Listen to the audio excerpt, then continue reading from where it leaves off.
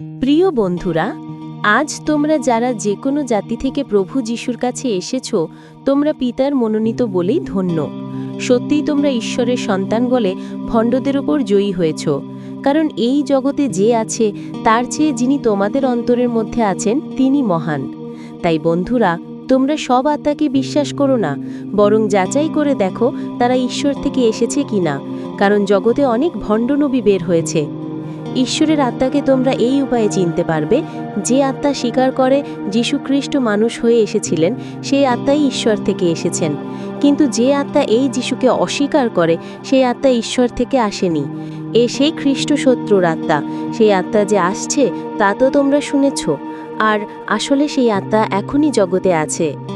সেই ভণ্ডেরাই জগতের, সেই জন্য তারাই জগতের কথা বলে এবং জগৎ তাদের কথা শোনে। আমরা ঈশ্বরের, যে ঈশ্বরকে জানে সে আমাদের কথা শোনে, কিন্তু যে ঈশ্বরের নয় সে আমাদের কথা শোনে না। এর দ্বারাই আমরা সত্যের আত্মা ও ছলনার আত্মাকে চিনতে পারি। যাদের অন্তরে ভালোবাসা নেই তারা ঈশ্বরকে জানে না, কারণ ঈশ্বর নিজেই ভালোবাসা। আমাদের প্রতি ঈশ্বরের ভালোবাসা এইভাবে প্রকাশিত হয়েছে, তিনি তার একমাত্র পুত্রকে এই জগতে পাঠিয়ে দিয়েছিলেন যেন আমরা তার মধ্য দিয়ে জীবন পাই। আমরা যে ঈশ্বরকে ভালোবেসেছিলাম তা নয়, কিন্তু তিনি আমাদের ভালোবেসে তার পুত্রকে পাঠিয়ে দিয়েছিলেন যেন পুত্র তার নিজের জীবন উৎসর্গের দ্বারা আমাদের পাপ দূর করে ঈশ্বরকে সন্তুষ্ট করেন। এটাই হলো ভালোবাসা। আর ঈশ্বর নিজেই ভালোবাসা।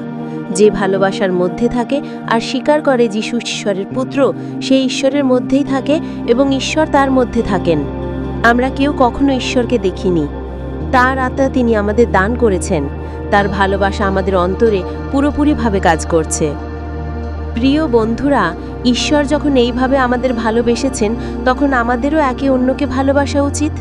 আমরা প্রভু যিশুর কাছ থেকে এই আদেশ পেয়েছি যে ঈশ্বরকে যারা ভালোবাসে তারা যেন ভাইকেও ভালোবাসে।